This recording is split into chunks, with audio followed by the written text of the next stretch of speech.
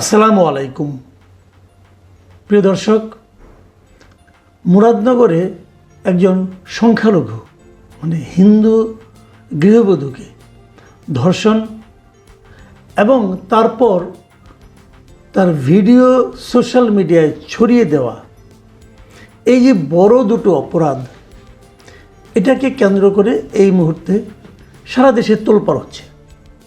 মানুষ এর বিচার চাচ্ছে, আমরাও বিচার চাচ্ছি এবং আমরা দৃষ্টান্তমূলক সাজা দাবি করছি। কিন্তু আমার দুঃখটা এখানে যে এই ধরনের একটা অমানবিক একটা অপরাধ সংঘটিত হওয়ার পর সবাই যেখানে এর বিচার নিয়ে সোচ্চার হবে, সেখানে আমরা দেখছি কিছু কিছু লোককে এটাকে নিয়ে রাজনীতি করতে।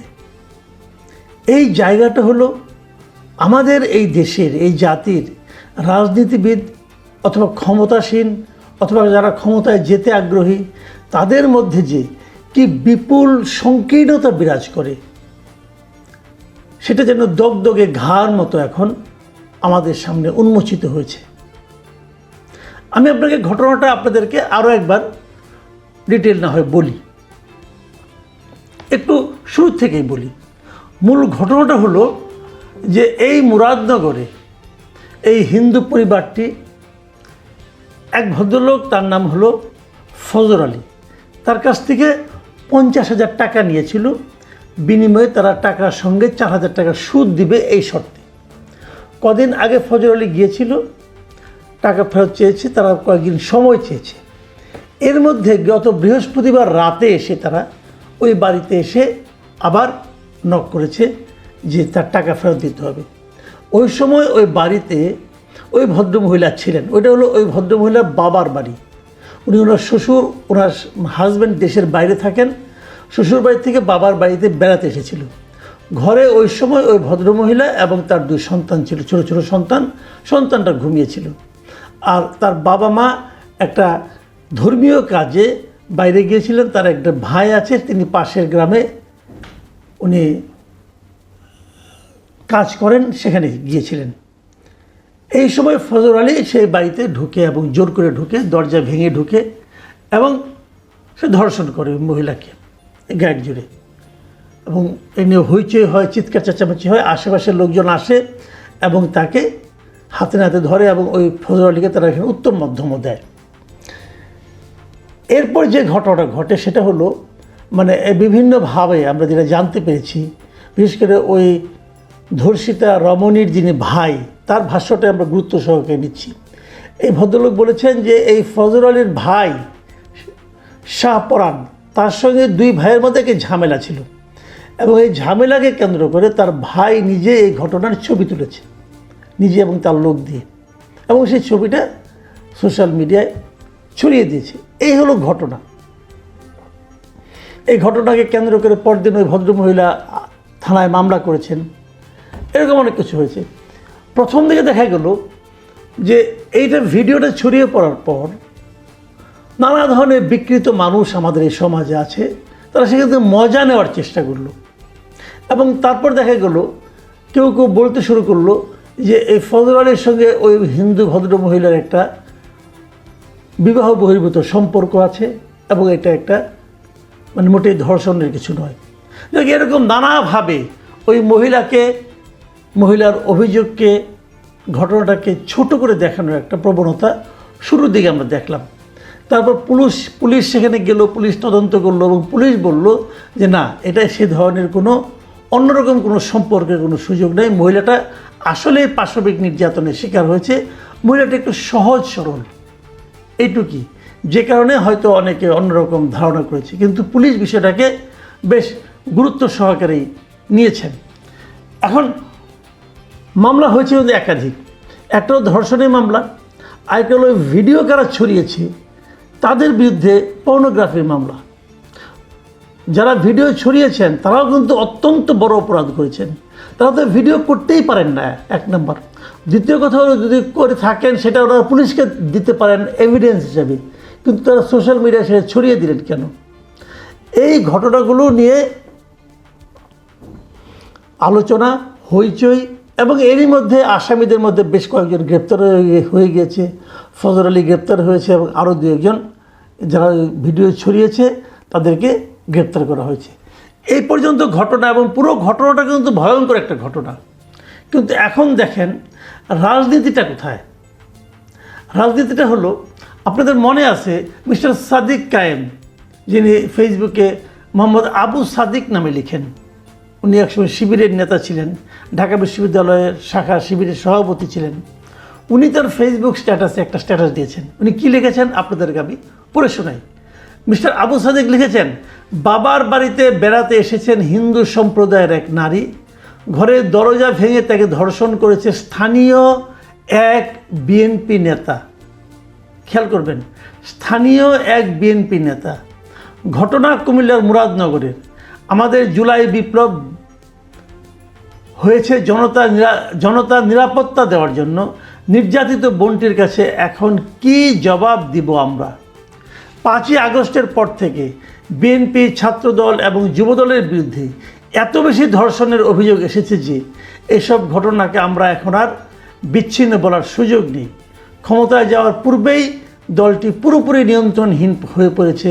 খোদ পার্টির চেয়ারম্যানও সম্ভবত আর নেতাকর্মীদের উপর নিয়ন্ত্রণ ধরে রাখতে পারছেন না। ক্ষমতা পেলে তখন এই নেতাকর্মীদের নিয়ন্ত্রণ করবেন কিভাবে?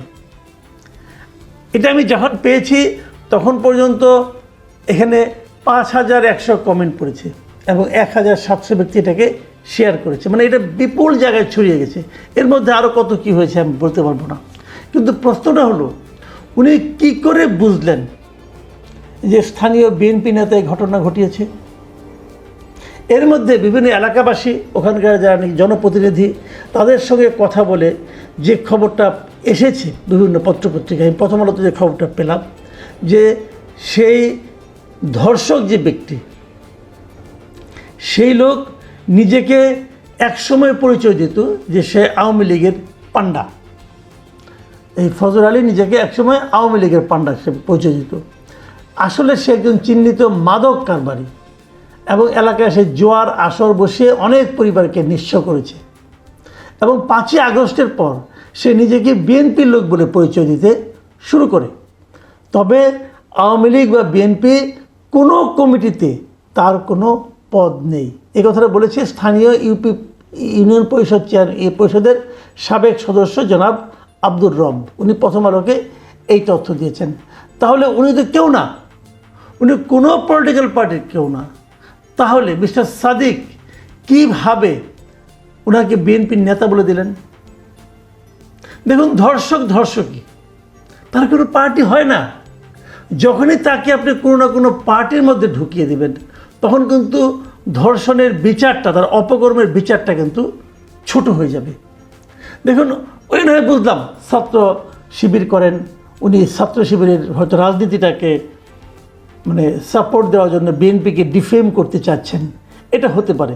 কিন্তু আমরা তারপর দেখলাম মিস্টার আসিফ মাহমুদ সজীব ভুঁইয়া, যিনি সরকারের দুইটা গুরুত্বপূর্ণ মন্ত্রণালয়ের উপদেষ্টা এবং ওনার বাড়িও ওই এলাকায়, উনি কি লিখলেন ওনার ফেসবুক স্ট্যাটাসে?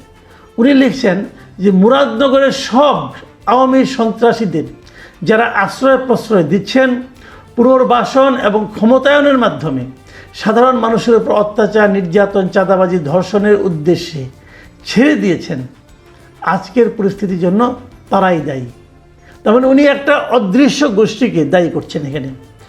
মানে উনি তার নিজের ফেসবুক পেজে এই কথাগুলি বলেছেন এবং সেখানে উনি আরও লিখেছেন যে এর আগেও চাঁদাবাজকে হাতে নাতে গ্রেপ্তার করায় তাকে ছিনিয়ে নিতে থানায় হামলা ভাঙচুর করে এক মাফিয়া বাহিনী।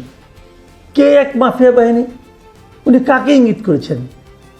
সবাই জানে গত কয়েক মাস ধরে আসিফ মাহমুদ সজীব ভুঁইয়া মুরাদনগরকে কেন্দ্র করে যে সমস্ত কথাবার্তা বলছেন, তার মূল লক্ষ্য, আক্রমণের লক্ষ্য কিন্তু স্থানীয় বিএনপির নেতাকর্মীরা।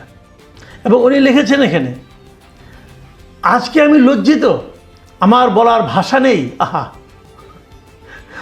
এলাকার লোকজন দেখা হলেই বলে গণ অভ্যুত্থানে দেশ মুক্ত হয়েছে, কিন্তু মুরাদনগর আরও বড় মাফিয়াদের দখলে গেছে। তার মানে উনি বলতে চাচ্ছেন যে হাসিনার আমলে যে মাফিয়ারা এখানে ছিল, তার চেয়েও বড় মাফিয়াদের কবল এখন মুরাদনগর পড়ে গেছেন।